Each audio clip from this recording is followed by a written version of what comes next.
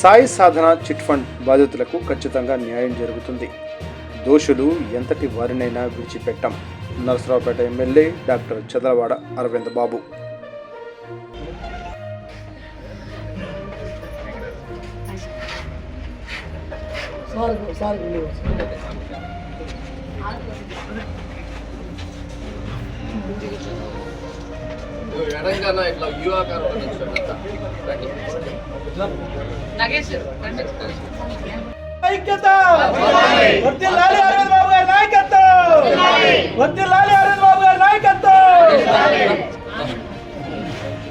నమస్కారాలు తెలియజేస్తూ మరి రాబోయే శివరాత్రికి ఫిబ్రవరి 26వ తేదీన హిందూ మాదిగ అన్నదాన సత్రంలో కోటకొండ దగ్గర ఒక గొప్ప కార్యక్రమాన్ని చేయడానికి మరి మన నాయకులందరూ కూడా పూనుకున్నారు. ఈ కార్యక్రమంలో హిందూ మాదిగ సత్రానికి ప్రెసిడెంట్ గా మానకొండ జాహ్నవి గారిని ఎన్నుకోవడం జరిగింది.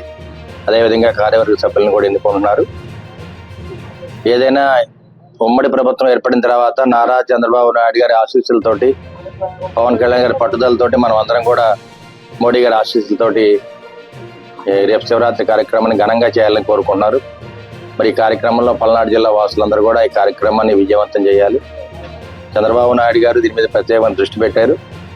మరి ఈ కార్యక్రమాన్ని విజయవంతం చేయడానికి మరి ఇన్ఛార్జ్ మినిస్టర్ గారు గొట్టిపాటి రవికుమార్ గారు, అదేవిధంగా ఎండోమెంట్ మినిస్టర్ గారు ఆనం రామనాయుడు గారు, ఎంపీ గారు ప్రతిపాటి పుల్లారావు గారు, అదేవిధంగా జే ఆంజనేయ గారు మన చీఫ్ విప్, వీళ్ళందరూ కూడా ఈ కార్యక్రమానికి ముందుండి ఏదైతే తిరుపతిలో జరిగిన సంఘటనలు మనల్ని పునరావృతం కాకుండా ఘనంగా ఏర్పాటు చేయాలని చెప్పి కోరుకుంటా ఉన్నాం. కాబట్టి మరి ప్రభుత్వ పండుగ ఇది.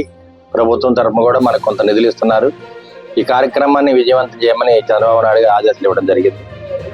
అదేవిధంగా ఏదైతే ఈ నర్సాబాద్ పట్టణంలో సాయి సాధన చిట్ ఫండ్స్ పుల్లారావు గారి ఆధ్వర్యంలో జరిగిన ఆర్థిక నేరం అనేది చాలా మరి సమాజానికి ఇబ్బందిగా ఉంది.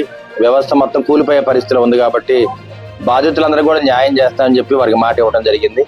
మరి ఈ కార్యక్రమంలో వాళ్ళందరూ కూడా డిఎస్పీ గారి దగ్గర తీసుకెళ్లి మరి కేసులు నమోదు చేయడం జరిగింది. తప్పనిసరిగా బాధితులు ఎవరైతే ఉన్నారో సాయి సాధన చిట్ ఫండ్స్ వల్ల ఎవరైతే ఇబ్బంది పడ్డారో వాళ్ళందరూ కూడా న్యాయం చేయడానికి ప్రభుత్వం రెడీగా ఉంది. ఐజీ గారు కానీ, ఎస్పీ గారు కానీ, డిఎస్పీ గారు వీళ్ళందరూ కూడా వారికి న్యాయం చేస్తామని మాట ఇవ్వడం జరిగింది. ఈ కార్యక్రమాన్ని మొత్తాన్ని బాధితులందరూ కూడా తీసుకొని వెళ్ళి డిఎస్పీ గారి దగ్గర మరి కంప్లైంట్ ఇవ్వడం జరిగింది.